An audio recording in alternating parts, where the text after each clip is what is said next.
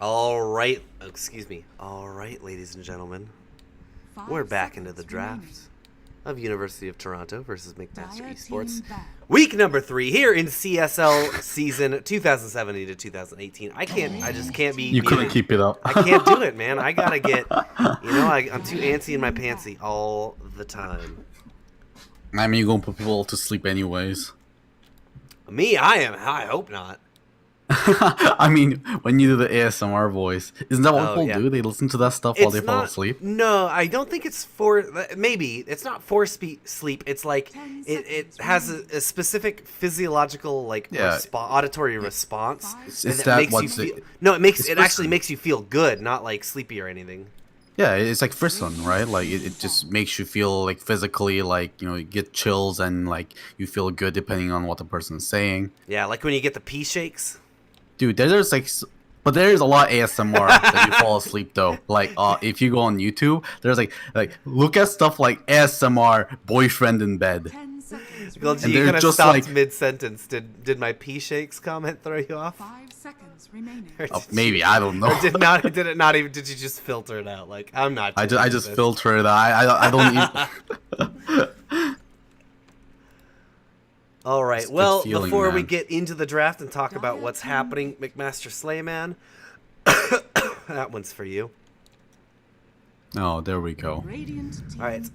Visage, not surprising to see him banned, and interesting to see a Nyx banned right in the first phase. Is he a consistent first phase ban, Golgi, or is he one of those kind of slip through guys? Yeah, not anymore. I mean, I don't think we've seen him get banned anymore. He is more likely to be picked than banned, I feel like, or banned like a second phase or something like that. If you're really scared of the Nyx, if you have someone that like has high intelligence, Nyx can like destroy their mana pool with, or a team that just doesn't want to deal with Spike Carapace. It's just real vulnerable to ganks. Yeah. Ban it, but yeah, banning in first phase seems a little weird over like per se the Night Stalker. And McMaster played the Night Stalker to very good effect in the game 1. We do see Toronto taking away the Jakiro this time, though.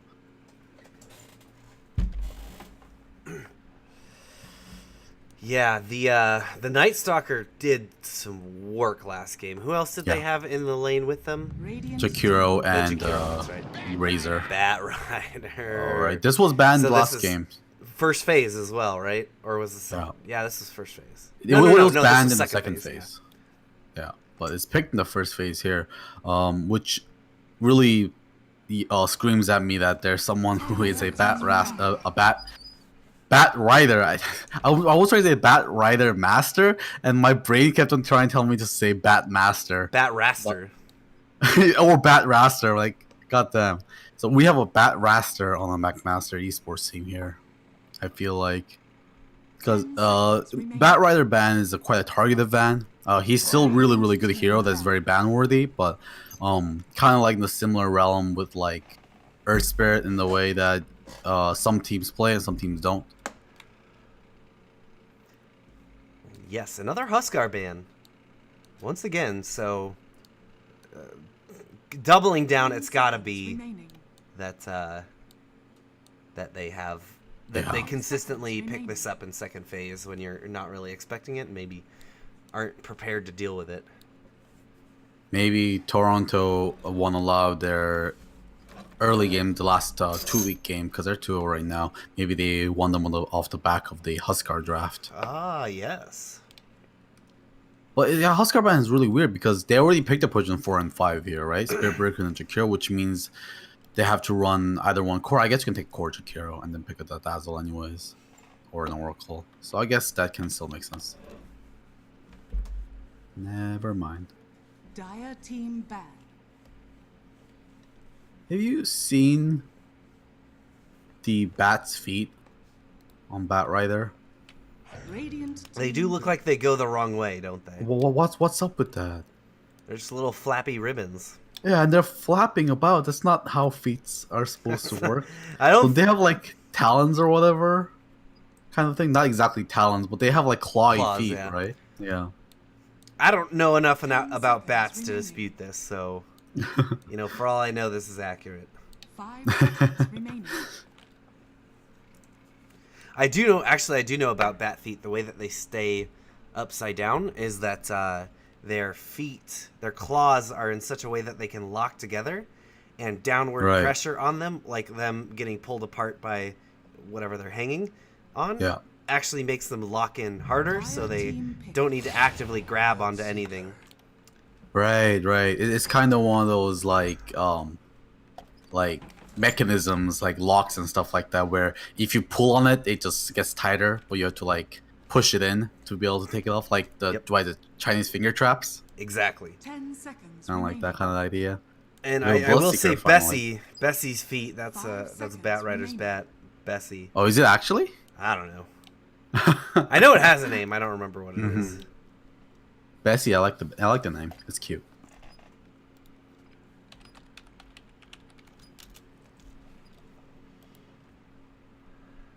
I'm looking it up. But we do have a Bloodseeker pick, and this is someone that we've seen banned a lot in the first phase here in CSL. Does not get banned in the second phase, so that is going to get picked up and has been used to pretty good effect, I recall. Yeah. I don't think we've seen any Bat Rider losses, right? When it comes to Bat Riders or Bloodseekers? Excuse me, Bloodseekers. I can't really recall. But we've seen at least one incredible Bloodseeker, I think last week, right? Where the Bloodseeker had absolutely unstoppable on a farm. And he got Radiance and just rolled over the entire enemy team because he got it so early. And 10 Legion seconds Commander. remaining. Interesting. I mean, I guess Legion Commander is to counter the Bat Rider. 5 seconds. Because you can... what's the spell called? The do-do. And the purge the lasso off of whoever's getting lassoed. God, what is it? Oh, press the attack. There we go. Thank you. Yeah. So press attack, great counter against Bat Rider. Of course, Legion needs to get a blink to be able to respond quick enough. Of course, locking Bat Rider in place to duel can also do decent work. Which I gotta say is such BS that you can just counter Bat Rider's basically entire purpose. Yeah, I mean, you It's can also... so easy. Yeah, and you can also purge off, like, Fiend's Grip. Like, you know, the entirety of, like, you know, Bane. You can duel him, or you can, like, just press the attack on whoever's getting Fiend's Gripped. Abaddon's Aphotic Shield is a strong dispel as well, right? Yes, it's also as well. Yep. Yeah, Here is that Brewmaster that we saw banned phase 10 2 seconds remaining. versus Right. McMaster's. Bat Rider and Right. Brewmaster were 5 both seconds banned. remaining. Wow, I mean, looks like McMaster has a lot of trick characters, hey? You have to ban, it seems like, the Visage against them. You have to ban the Bat Rider against them. You have to ban the Brewmaster against them. I'm really excited, because I actually haven't seen a great Brewmaster yet. At least in this patch. So this is probably going to be a mid-brew. Off-lane Bat. And they're looking for a safe laner. This McMaster team is a team that a lot of players a lot of heroes that typically go blink as well. They're going to be extremely mobile. Yeah. Yeah, they have like 3 blink characters on their team. And Night Stalker just needs Night. Yep. And he literally flies over. You know, it's something that like people were talking about when Brewmaster was initially buffed in 7.06 and then never got played again. And people were excited to try to make Brew work. Actually, I was talking about Invoker. People were trying to make Invoker with Brewmaster and give Alacrity to the Siege, the rock guy, right? The Earth Panda, Earth and Panda. then you have Demolish passive on them, you attack fast, and they get additional damage, and towers just go down super fast. And I think one pro team went full in on it. Like, they took Invoker and Ogre Magi, and they just buffed out the Earth Panda, and then just had to, like, push all towers. How did that go? Did they win? They won, yeah. Was it disgusting? It was, yeah, they won, like, in, like, 30 minutes or something. Oh They my took all gosh. structures. No, but like it was like a once in a lifetime. It was just like the draft all just worked out and stuff like that, and like haven't seen it since then. It's like when you're playing a ability draft and you get like Sticky Napalm and Shackles or Sticky Napalm and Ion Shell. Yeah. Man, ability draft. I haven't played ability draft in such a long time. Well, what other like broken No combos? one's played ability draft in a long time. The ball lightning and Aftershock and any Arcano? toggleable skill. Right. Ball lightning and the essence aura. That's like Yeah. the OD aura, right? So you got like infinite ball lightning. Each movement is a tick of using a skill, right? So it basically is just proccing all the time. 5 seconds Yeah. remaining. There's some broken ass combos you can do. Chaos Knight. Okay, so with McMaster, it has a very early game lineup. Brewmaster and Chaos Knight, both heroes that doesn't scale necessarily great into late game. Chaos Knight is okay in the late game, but you know, it doesn't necessarily have a great matchup here because Legion Commander's against the odds. You may now The arrow ability he has does additional damage to Chaos Knight, and Bloodseeker's Blood Right can clear out those illusions quite well as well. Oh my god, this bat is ugly. Wow, I actually think it looks cool. Like, it's ugly, but it's intimidating. Yeah, it's ugly But though. breathe fire. So Yeah. McMaster, once again, they've got some heroes that look like are deceptive, and when you try to gank them, their ability to just turn it around on you. Yeah, for And that's sure. what we saw last time, especially with that Visage. Yeah. I hope we don't see a repeat. As I was saying before we went into the last game, Toronto, had a pretty lackluster, to put it nicely, laning phase with some failed gank attempts and stuff like that, where if they'd have literally just done nothing, it probably would have gone better for them. I hope they've Right. learned from that. I hope they can play around these picks a lot better, and I want to see a good fight back from them this game. Here we go. So let's reintroduce you to the players. They are playing different people today. So it's going to be AO on the Death Prophet. Oh, this is the Toronto side, I should mention. PZD on our safe lane, Bloodseeker. He was mid last time on that sniper. It'll be Legend on the Legion Commander. Jakiro will be played by God's Gift to Women. Is this a sub, or does he just not have his name up? I don't know. Yeah, he And wasn't in the last game. Innovation on Spirit Breaker. And Oh, over was on he was playing the what was he playing? I don't remember seeing it. his name wasn't in the game, so either he switched name or this is a different player. Okay. All right, meanwhile on McMasters. We have Bryn City. They're actually smoking in, so we might want Be to quick. pause this introduction. No, be quick, go. Get it. Okay, December on Chaos Knight, Minopi on Brewmaster, Tambourines on the Night Stalker, and finally Batrider in the offlane Barcode. Boom, you got it. And they're trying to chase down Innovation right now. They smoked up to get him, but he's able to just walk that booty away. Legion Commander is going to go try and fight Batrider for his rune. Meanwhile, they're going to keep this pressure up and see if they can get themselves a 3-rune start. But it's enough sticky napalms will keep this Legion Commander out of here. Taking quite a bit of damage if he isn't too careful. the battle begins. That's a good roll, right? Oh, Uh-oh. Legend's gonna get the bounty. Batrider, he's still got the stickies. The stickies get purged off. That's one thing you gotta remember, and I like the way they laned this. As we miss first blood. December drawing first blood, and a fight in the jungle once again. God's Gift to Women getting chased down. Here comes the Chaos Bolt. It's only 1 second with Tambourines. Doesn't get the kill in order to give it over to December. Very nice play there. I like seeing that. I thought you were watching that fight because they were fighting for a while. Should No. have mentioned it to you. I was busy. I thought Batrider was going to be forcing Legion out, or we'd see someone die here. But yeah, Batrider versus Legion Commander is a terrible matchup for Batrider, because at any point, whenever she wants to turn the fight, it's looking advantageous for Batrider. She'll just purge off those sticky napalms and go aggressive. Oh. This is doing it right now. Nope, taking a lot of damage from a gank from Innovation there.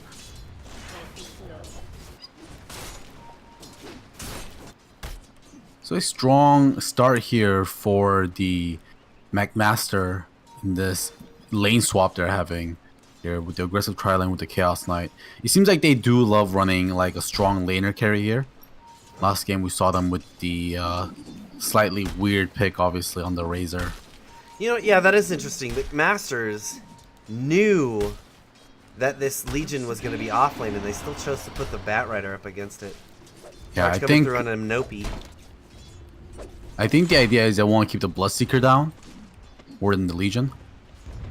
Nope. Yeah, saw it coming. It seems like, or his team warned him about it somehow. So he just backs up. Usually Brewmaster actually a pretty strong mid laner. That actually wins the lane, but against the Death Prophet, he might be having a lot hard time. If he's only a level 1 charge, he doesn't have a bash yet, so that will get the additional stun. He's got a Orb of Venom though, and so he could have pushed the pace there a little bit, but learning from last game. And yeah, just, I mean, if he got like 3 sticky napalm on him and they got Firefly, he would have been dead. So didn't want to risk too much there.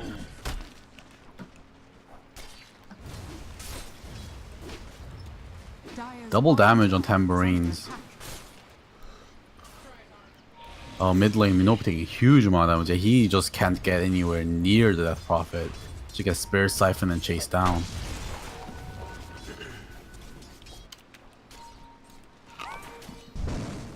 December going aggressive on God's Gift. They're going to get a Reality Rift to keep him back. Tambourines, they've got the Void on him. Now here are the Shackles as well. Doing a great job playing together and just layering everything nicely. You can tell how comfortable these players are playing with each other. Yeah, they utilize that double damage rune to great effect there. Getting another kill for that safe lane.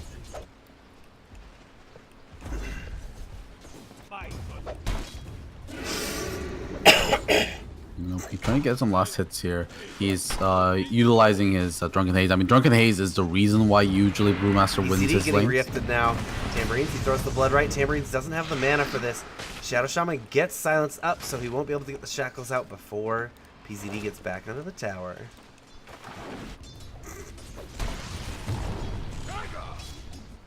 Charge coming on bottom, but he gets spotted. Yeah, he runs right under the creep vision. Yeah. Oh, Minope, Soul Siphon coming through here. He's under the tower, doing as much as he can. Oh, use the Fairy Fire, and he's going to turn it around. This is what Minope, this is what McMaster excels at, is kind of baiting you into action. You can see they don't actually go aggressive all that much, or actually they do. This tri-lane does, but everyone else, they seem to let you go aggressive and just keep baiting you in until the point where they know they can turn around and they just spring the trap. Yeah, I mean, Minope with great Fairy Fire usage. I actually haven't seen a good Fairy Fire play since like the first couple of months after the item came out and everyone was buying Fairy Fires and we saw Fairy Fire plays left, right, and center. But yeah, haven't seen something that effective in a while.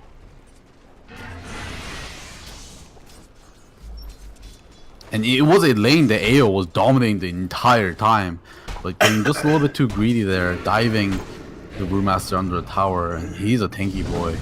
Ooh, charge connects, and that gets him to go forward, but they're just ready. Once again, McMasters, they're going to be able to clean up the Shakiro, try to go around on PZD. They get a Reality Rift and a Void, but back it up knowing that he is too close to the tower now. Yeah, this has been the problem for Team Toronto in both games here. It's just getting destroyed by the safe lane of McMaster. And they're still going aggressive. Look at PZD. He's running into this creep wave. This is the kind of thing that McMasters baits out and plays around very well. Barcode he's getting just forced being out. Bloodseeker. Because he right now has Thirst on right now because the Bat Rider, I keep calling him Batmaster, is low. So he knows he can risk it a little bit here, get some good last hits. Minope gain charge. Under the he's tower. level 6 though. Yeah, he's going to use the Drunken Haze and turn it around, start smashing into Innovation. He gets in trouble. No, he's got a stick. He's got a stick. He'll be able to split if he really wants to. Soul Siphon is used. Here it comes. He's going to turn around, do some damage, split up, and now AO is caught on the wrong side of the tracks. Oh no, immediately not again. Starting to get smashed down. And AO, yeah, he just thought, he figured that he didn't have the mana, but he was very good stick usage. Meant that he's going to be able to bait it out, held it as long as he possibly could before popping the stick, making it look like he was just trying to run away. And that was an exorcism usage too. Bottom lane, the action doesn't stop. December pulls in God's Hero Gift gets to woman. Reality Rifted, but Rin City not close out enough. a little bit. There, Shackles are going to be used. For that. They're going to keep going under the tower. PZD, TP in, coming in from Legend. Legend is here finally. Tambourines could be in some trouble. He's getting charged now. Duel out onto Chaos Knight. Chaos Knight trying to make his way. They get it. They get the duel, and now the charge is going to connect on Tambourines. Bryn City, meanwhile, just running away, getting as far away as he can. I like what Night Stalker did there, is that he knew he was going to die, so he turned around rather than leading them closer to the Shadow Shaman, trying to hemorrhage the losses there. So finally, a good response and some life coming out of Toronto. Yeah, the first great play we've seen from them in both games. Legend with the great TP there actually utilized the duel. He could utilize the duel on the Night Stalker to get the guaranteed duel victory, but he had his sights on bigger targets there. Used on the Chaos Knight, gets a much more valuable kill on the core. Golgi, I forgot the overlay again. No. I know. I set it up. I got all the things set up during our break. I'm like, I got this. It's perfect. It's gonna look so good. Oh, here's the draft screen some more. Mid lane. Well, Cheesy can run the stream. Brewmaster, they're going on him. He's getting no split. Going down. Yeah, he doesn't have split, but he's still got those magic wands, so he's gonna be able to make it away. And here comes the rotations. Batrider gets the lasso onto Ao. Ao goes down. Gift of Women may have gotten the damage that he needs. Burned down comes Brewmaster, and he's actually going to go down to the dots. Innovation now trying to TP out, taking quite a bit of damage. One more shot is all it takes, but he makes it out. Now God's Gift of Women is trying to just run away and waste their time, but burns down to Batrider. At least they ended up with the kill on the Brewmaster, but again, they lose the mid. Man, AO has been just constantly getting kind of outplayed here in the mid. That was the third time he was baited. Would you even say he's jabaited? Yeah, I mean, straight up jabates there, like over and over. I mean, every single time it looks like this is a time the AO is going to succeed, right? You know, the first time it was super close. Second time actually wasn't close because he had the ulti, but this time Brewmaster didn't have the ulti, but he had his teammates backing him up, so that was rough. AO does use his exorcism to take the tower. Hopefully he takes the first tower of the game with this. Now in the top lane. Nope, he does have his split now. He might not let him do this. He just wants to deny. Oh, he still got it! The exorcism wasn't attacking the tower. Okay, top lane now. Duel. Yeah. Immediately, Bryn City is going to go down. Legend taking quite a bit of damage, but the overwhelming odds is going to give them a good setup here into the Blood Right, fighting as a team. Close. Toronto now showing that they're in this game. Yeah, they're hitting back so hard. I love seeing this. I'm so glad that they're learning. They're really adapting very well to McMaster's play. Yeah, like McMaster takes these tanky ass off laners, tanky ass mid laners into the game because they know all the game revolves around like Roamer's constantly ganking the mid lane, and it hasn't worked out for them in both games. And now they're just to say, okay, just push the mid tower, ignore Minopi because that guy is unkillable, and we're just going to deal with and shut down the enemy safe lane. So a little neat trick for you Death Prophet players out there. Exorcism attacks near targets to Death Prophet more often than far targets. And also Exorcism attacks every single time the bats fly out, the ghosts fly out, hits a target, and has to come back to Death Prophet before it goes out again. So if you're point blank to the character you want to hit, it will bounce between you two much faster. So when you're pushing tower, just stand next to it if you're in threat. Tambourine's getting chased down now. 2 bashes. Legion Commander gonna get silenced up, but they make it through. They do save the ultimate. Primal Split's gonna come. They've got a lasso as well. It's catching Death Prophet. Death Prophet getting dragged back. Here comes the Pandas. It's Panda attack time. AO making his way out of here and just barely getting away. Here comes the Spirit. The Rock is gonna hit him, and they finally clean up the kill. Now another TP finally coming in the back line. Bryn City is here. They've got a duel onto the bat, but are they going to be able to keep him alive? He does not go down in the duel, but will fall at the end. Minopi putting the damage in Innovation while he runs away. Tambourines gets ruptured up, and now Minopi's on the run. Finally, CK is showing up to this fight, but the Macro Pyre gets used. Minopi's in a bad spot. He has the vision on him from PZD. Chaos Blast, and immediately that is going to get purged off from the Legion Commander. Oh PZD. my God, they're just running away with it now.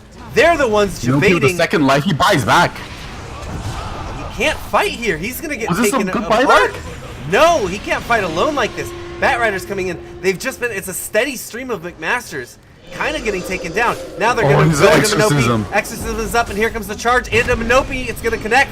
Innovation still no Nether Strike, but they may be ready to fight. No. The Blood Right is going through, and now Minopi's going to go down again with a dieback. Barcode, he's got the Firefly going down, but he's taking so much damage. He's got to try and make it out of here a little bit more. They know where he is, though, because of the Blood Right, or the Blood Seeker. So they're going to charge. He cancels that charge! But the Nether Strike finally is owned and comes through. Now they're taking down the creeps, and they're taking down the tower. That was, I don't even know if this is going to include all of that. How many Buybacks, fights was that? Buybacks, respawns, Yeah, that was at least 8 kills. I mean, we can Doesn't go even back. Who catch was the all first that. one to die? I don't Oh even. my It God. doesn't even show it all. It doesn't even show it all because that fight was so long. That was like Death Prophet's the only one that died. That fight for Toronto side. So I think that was like a 1 for like 8 or 9. I would say 8. Close Yeah, to 8. and there was a buyback too on Minopi. So like that's as big of a disaster as you can Oh, look at the net worth chart. get. Let's take a look. My God, yeah. Look at those green dots. Okay, that's how we tell. Okay, so there was first kill was Death Prophet on Night Stalker, and then Death Prophet died, and there's 1, 2, 3, 4, 5, 6, 10. 7, 8, 9, 10. No, that was a tower. Those are 2 towers at the end, so it is 8. Those 2 green dots at the end are towers. So it was an 8 for 1. Yeah, you're right. God damn, that's crazy. That's not what you want to see. No, definitely not. Okay, now we have a legitimate game. Oh, and Bryn City now getting dove on the tower. Taunt straight up. Here comes all the TPs, and this may be a debate. 2 of them They canceled it, yeah. Okay. They didn't want to walk into the blood right. Yes, I absolutely agree with them canceling their TPs on that. That is how they kept losing that last fight.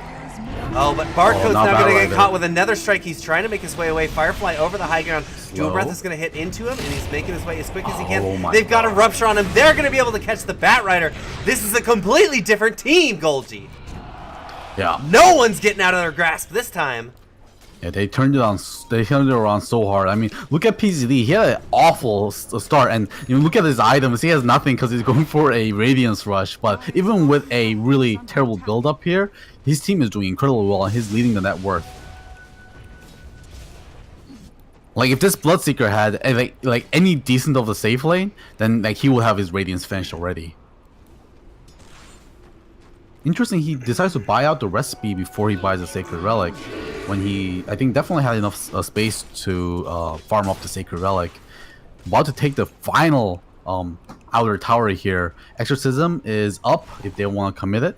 Dire's top tower is under attack. So I they think just they're want gonna, to. yeah, they're gonna hold it as vanilla. long as they can, if they don't have to. Man, this is 14 minutes. 6 towers to 0. Like this isn't as extreme as the last game, but it's pretty damn close when it comes to like a landslide for one team. Dire's top tower is under Only thing that's keeping McMaster into this game is the fact that they had really strong laning phase.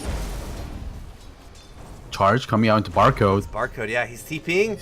Is he gonna get it No, in time? no. It's gonna. Oh!